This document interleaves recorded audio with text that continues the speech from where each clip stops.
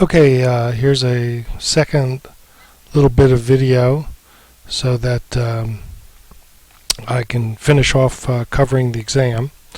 And the last question had to do with the Finkelstein-Dershowitz debate and what aspect of argumentation would you say is best demonstrated by the debate. Of all the questions, this is by far the most open-ended. I told you that for all the questions there's no right or wrong answer, and that you could go any way you wanted to go, and especially if you decided to justify or give reasons for the direction. But in this one, I think you could have gone in any direction. It's a pretty long debate. There's a lot of things demonstrated, a lot of things going on. So whatever you chose was fine. And some of you wrote some really interesting and very insightful things about the debate and responded to it in very interesting ways. Just to give you an example of how to approach this question, or how one could approach this question,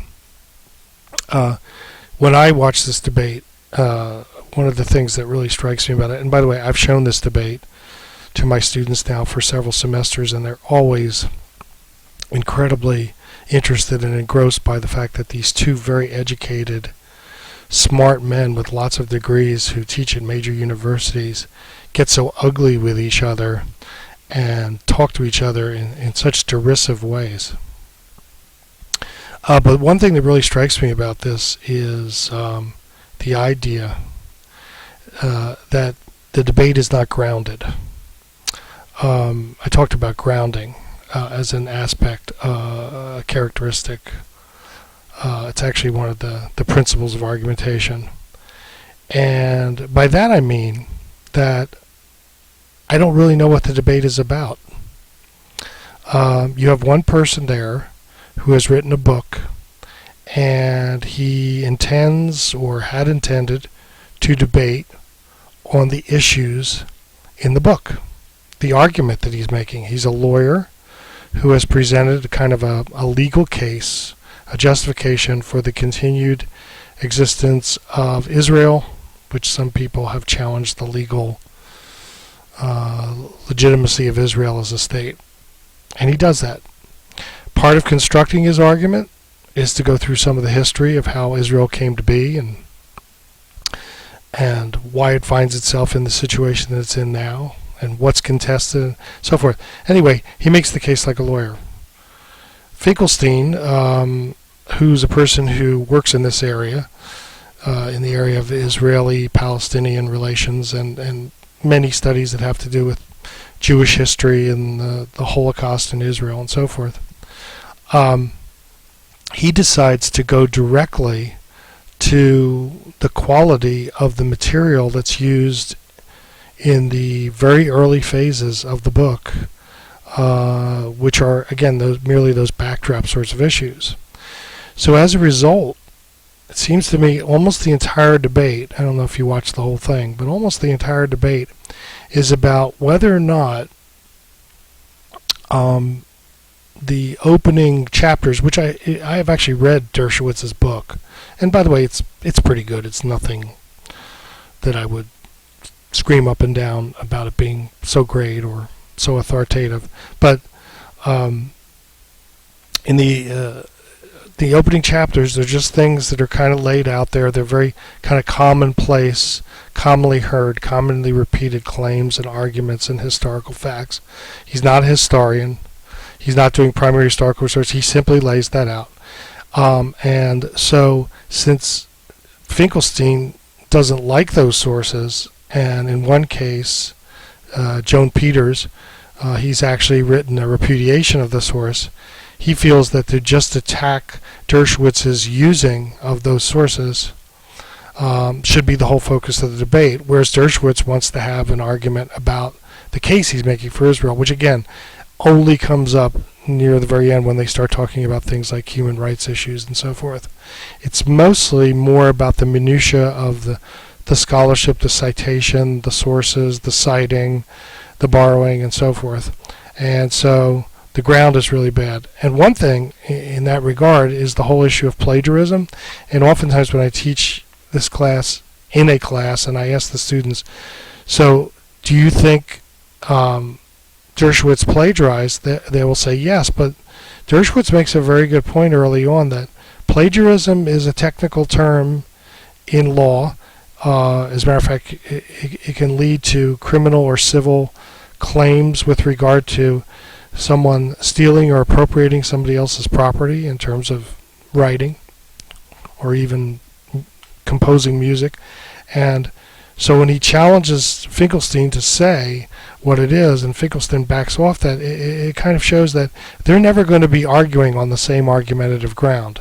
You've got one guy who's got one agenda and another guy who's got another agenda, and those agenda are not in the same arena. So anyway, a couple of you talked about the clash. The clash here is interpersonal clash, psychological clash. It's a clash of people who don't like or respect each other as academics, who have profoundly different worldviews over this issue, and they're not clashing on their arguments.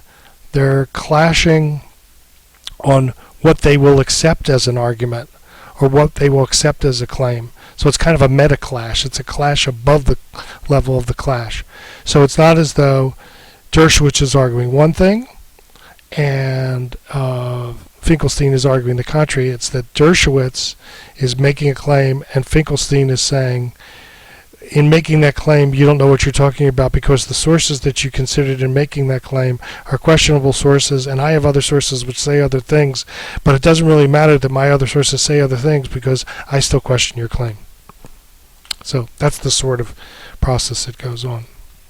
Okay, just as a wrap, let me remind you about some of the guidelines that I gave for the exam. Brief, clear, succinct answers. Okay, you don't have to go so short that you're not explaining yourself or giving good clarification for your reasons. So don't just write a sentence and stop.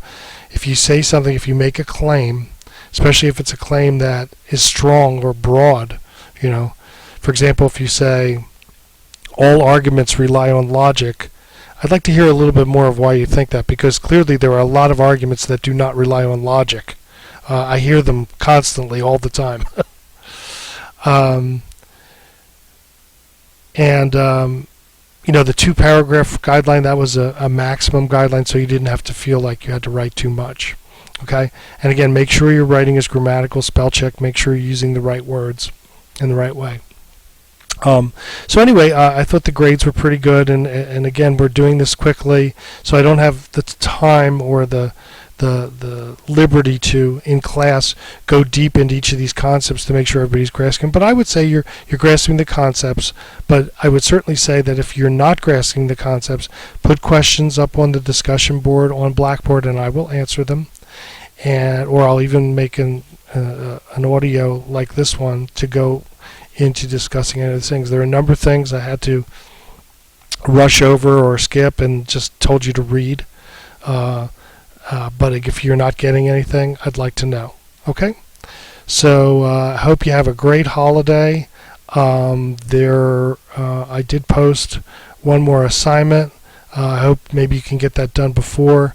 Right after your holiday break on Friday, I'll have a little bit more material that I'll place online, and I'll give you your second exam assignment. And of course, the exam will cover the topics of argument in, what are the three? Justice and law, science, and religion. And I gave you reading assignments for all those, and I also gave you videos to watch for all those. So I hope you have a chance to do all that, and hope you have a great day off. Hope you're enjoying the course. Take care.